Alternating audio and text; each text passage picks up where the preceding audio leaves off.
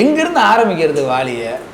எந்த பாடல்லேருந்து ஆரம்பிக்கிறது? நான் அந்த கருப்பு வெள்ளை காலத்துல எழுதிய பாடல்களுக்கு போறதா? காற்று வாங்க போனேன் ஒரு கவிதை வாங்கி வந்தி, இல்ல கடைசியா எது ரீச்சல் அடி வென்று ஏத்துக்கொடி அட ஜாலியா வாலி சொன்னபடின்னு விளையாண்டதை சொல்லவா?